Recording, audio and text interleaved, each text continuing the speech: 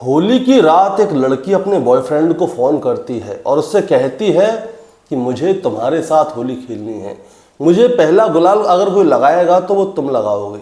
अब बॉयफ्रेंड कहता है कि ठीक है, मैं ही तुम्हें सबसे पहला गुलाल लगाऊंगा। तो वो लड़की कहती है कि ऐसा है, मैं तुम्हारे घर के बाहर खड़ी हुई हूँ, तुम जल्दी से आ जाओ और आके मुझे गुलाल लगा दो। अब बॉयफ्रेंड घर के बाहर आता है उस लड़की को गुलाल लगाने, फ़ोन करके पूछता है कि तुम कहाँ हो, लेकिन वो लड़की पेड़ के पीछे छुप जाती है और तभी वो अपने दूसरे बॉयफ्रेंड को फ़ोन करती है और कहती है कि वो बाहर आ चुका है। और उस लड़की का दूसरा बॉयफ्रेंड उसके पहले बॉयफ्रेंड में गोली मार देता है और वहाँ से भाग जाता है और उसके पहले बॉयफ्रेंड की दोस्तों वहीं पे मौत हो जाती है। आज की कहानी आपको बहुत कुछ सिखाने वाली है दोस्तों, इसीलिए कहानी को ज़रा ध्यान से सुनिएगा और चैनल पे नए हैं तो चैनल को जल्दी से सब्सक्राइब कर दीजिएगा ताकि रोज़ाना शाम को 8 बजे मैं आपके लिए सच्ची घटना की कहानी लेकर आ सकूं। नमस्कार दोस्तों, मैं गौरव शर्मा और आप देख रहे हैं गौरव शर्मा सफ़र। दोस्तों, आज की जो सच्ची घटना शुरू होती है, ये सच्ची घटना है उत्तर प्रदेश के बनारस की और बनारस का ही थाना लगता है थाना जैतपुर और थाना जैतपुर के अंतर्गत एक जगह लगती है जिसका नाम है औसनगंज। दरअसल मैं बात कर रहा हूँ 14 मार्च 2025 की रात लगभग 11 बजे का समय होता है और तब क्या होता है, एक लड़का फ़ोन पे बात करता हुआ घर से बाहर आता है। तभी एक और लड़का होता है जो कि एक बाइक पे होता है, वो उसे गोली मारता है और वहाँ से भाग जाता है।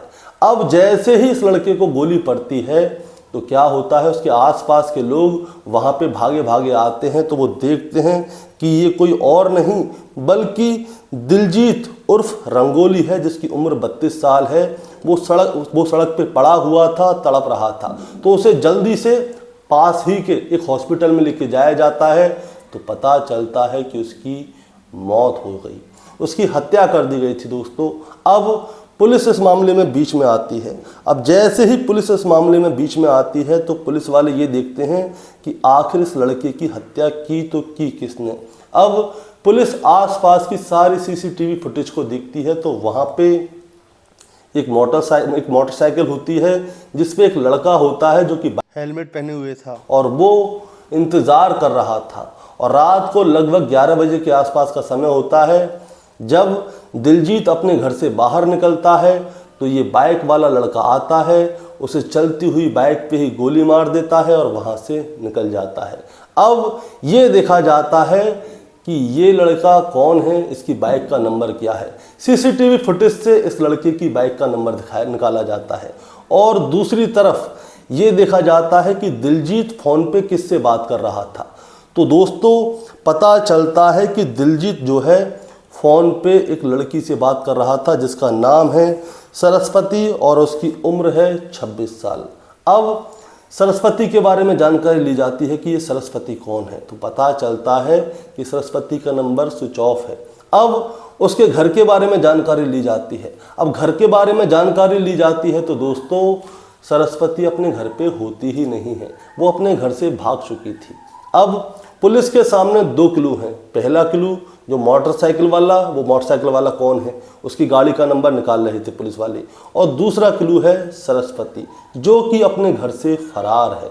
अब क्या होता है दोस्तों, पुलिस वाले इन दोनों के बारे में जानकारी लेते हैं और सरस्वती के नंबर को चेक करते हैं कि सरस्वती किस किस से बात कर रही थी। तो पता चलता है कि उसी समय पे सरस्वती जो है, जिस समय दिलजीत से बात कर रही थी उससे थोड़ी देर पहले और थोड़ी देर बाद एक लड़के से बात कर रही थी जिसका नाम है राजकुमार। दोस्तों, मैं आपको बताना चाहूँगा, ये राजकुमार जो है वो सरस्वती का बॉयफ्रेंड है। और अब क्या होता है, राजकुमार जो है वो चंदौली के मुगल सराय का रहने वाला है। अब पुलिस इन दोनों को ढूंढती है। अब ढूंढते क्या होता है, राजकुमार जो है अपने परिवार वालों से मिलने के लिए आता है। वो मिलने के लिए कहाँ पे आता है दोस्तों, राजकुमार जलीलापुर में की क्रॉसिंग के पास से गिरफ्तार किया जाता है जब वो अपने परिवार वालों से मिलने आता है। और इसके थोड़ी ही देर बाद सरस्वती को भी गिरफ्तार कर लिया जाता है जो कि संस्कृति विश्वविद्यालय के पास मौजूद थी। इन दोनों के नंबर ऑन हो चुके थे, पुलिस ने इन दोनों को गिरफ्तार कर लिया। अब इन दोनों को गिरफ्तार करके पुलिस थाने लाती है और उनसे पूछते हैं कि आखिर तुमने दिलजीत की हत्या की तो की क्यों। अब पहले तो ये मना कर रहे होते हैं, लेकिन सारे सबूत जब इनके खिलाफ होते हैं, सबूत में साफ साफ पता चलता है कि हाँ जी यही लोग थे। और सरस्वती का मोबाइल भी दिलजीत के घर के पास एक्टिव था, राजकुमार का भी वहीं पे एक्टिव था, दिलजीत का भी वहीं पे एक्टिव था और सरस्वती का भी मोबाइल उसी सर्कल के अंदर मौजूद था जहाँ पे कि दिलजीत की हत्या की गई थी। अब सारे सबूत इनके खिलाफ होने की वजह से इन लोगों को सारी जानकारी देनी पड़ती है कि आखिर हुआ था तो क्या हुआ था। दरअसल दोस्तों ये कहानी पहुंच जाती है आज से लगभग 4 साल पहले। 4 साल पहले क्या था, दिलजीत जो है वो दिलजीत डेकोरेशन का काम करता है। डेकोरेशन का काम करता है तो इसी बीच में उसकी मुलाकात जो है सरस्वती से हो जाती है। अब सरस्वती से हो जाती है तो इन दोनों की दोस्ती हो जाती है, दोस्ती हो जाती है, प्यार संबंध हो जाता है, प्यार में बदल जाता है तो प्रेम प्रसंग होते हैं, संबंध बनाए जाते हैं। इनके बीच में अच्छी यारी दोस्ती निभ रही थी। अब दिलजीत और सरस्वती खुश थे, अपने जीवन का एंजॉय ले रहे थे। लेकिन होता क्या है दोस्तों, आज से तकरीबन 6 महीने पहले की बात है। 6 महीने पहले जून 2024 की बात है, मैं आपको बताता हूँ जून 2024 में क्या होता है। ये जो सरस्वती है इसके घर के पास राजकुमार की बुआ का घर है और राजकुमार अपनी बुआ के घर पे आया जाया करता था। इसी बीच इसकी नज़र सरस्वती पे पड़ती है। सरस्वती को देखकर ये खुश हो जाता है और सरस्वती से बोलचाल बढ़ाने की कोशिश करता है। अब बोलचाल बढ़ाने की कोशिश करता है तो बोलचाल बढ़ जाती है। अब बोलचाल बढ़ जाती है तो इन दोनों में प्यार हो जाता है। अब सरस्वती एक थी और बॉयफ्रेंड 2 थे, पहला दिलजीत, दूसरा राजकुमार। लेकिन अब सरस्वती जो है वो दिलजीत से ऊब चुकी थी, वो उसको छोड़ना चाहती थी, वो राजकुमार के साथ ही अब संबंध बनाना चाहती थी कि वो उससे ही प्यार करती है। इसीलिए वो धीरे धीरे करके क्या करती है, दिलजीत से बातचीत करना बंद कर देती है। अब दिलजीत बड़ा परेशान होता है कि भाई सरस्वती ने मेरे से बात करना क्यों बंद कर दिया। अब दिलजीत जो है कैसे भी करके सरस्वती से मिलना चाहता था, बात करना चाहता था, लेकिन सरस्वती ये चाहती नहीं है कि वो उससे बात करे। अब क्या होता है दोस्तों, मैं आपको बताना चाहूँगा। आज से लगभग 1 महीने पहले की बात है, बनारस में ही एक बुद्धा पार्क है, वहाँ पे दिलजीत और सरस्वती मिलते हैं और सरस्वती साफ साफ कह देती है कि मैं तुमसे प्यार नहीं करती, मैं तुमसे दूर रहना चाहती हूँ क्योंकि मैं राजकुमार से प्यार करती हूँ। लेकिन दिलजीत कहता है कि तेरे मेरे बीच में जो भी आएगा ना, मैं उससे जान से ख़त्म कर दूँगा। अब सरस्वती को ये वाली बात चुभ जाती है कि कहीं ऐसा ना हो कि दिलजीत राजकुमार की हत्या कर दे। मैं आपको एक और बात बताना चाहूँगा दोस्तों, जो दिलजीत है उसकी अभी 1-1.5 महीने पहले ही सगाई भी हुई थी और मार्च में उसकी शादी थी, मई में उसकी शादी थी और अभी 1-2 महीने पहले उसकी सगाई भी हुई थी।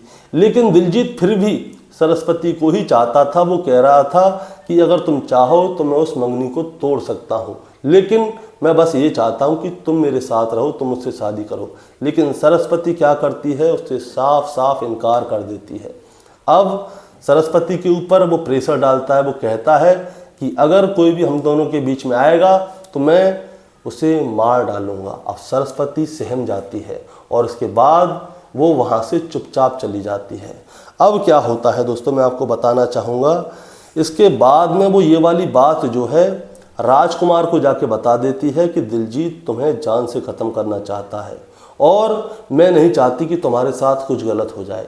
अब यहाँ पे राजकुमार भी आंखों पे पट्टी बांध के बैठा हुआ था। राजकुमार और सरस्वती अब क्या प्लानिंग करते हैं दोस्तों, राजकुमार और सरस्वती प्लानिंग करते हैं कि दिलजीत हमें मारे उससे पहले हम दोनों मिलके दिलजीत को मार डालते हैं। अब ये दोनों प्लानिंग कर लेते हैं, इसीलिए राजकुमार क्या करता है, बिहार जाता है और वहाँ से 25,000 रुपये की एक पिस्तौल लेके आता है 32 बोर की और कुछ कारतूस लेकर आता है। अब इसके बाद ये दोनों प्लानिंग करते हैं कि अब जो सरस्वती है वो दिलजीत से मीठी मीठी बातें करेगी और उसे बुलाएगी। इसी बीच में राजकुमार आएगा, उसे गोली मार देगा। अब ये वाली बातें तय हो जाती है। अब तारीख आती है आपकी 14 मार्च 2025। 14 मार्च 2025 की शाम को लगभग 9 साढ़े 9 बजे का समय होता है दोस्तों। जो दिलजीत है अपने दोस्त के साथ स्कूटी पे बैठ के जा रहा होता है। राजकुमार ने ये पहले तय किया हुआ था कि आज दिलजीत को ख़त्म करना है, इसीलिए वो राजकुमार क्या करता है, इनका पीछा करता है और चलते चलते ही गाड़ी पे पीछे से फायरिंग कर देता है, लेकिन वो गोली मिस हो जाती है।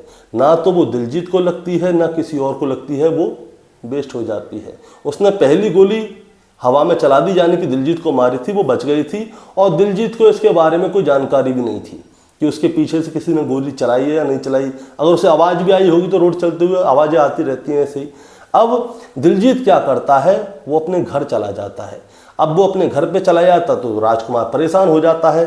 अब वो सरस्वती को फ़ोन करता है कि दिलजीत जो है वो घर के अंदर चला गया है, अब उसे कैसे बाहर निकाला जाए। तो इधर से सरस्वती दिलजीत के लिए फ़ोन करती है। दिलजीत फ़ोन लेकर छत पे चला जाता है।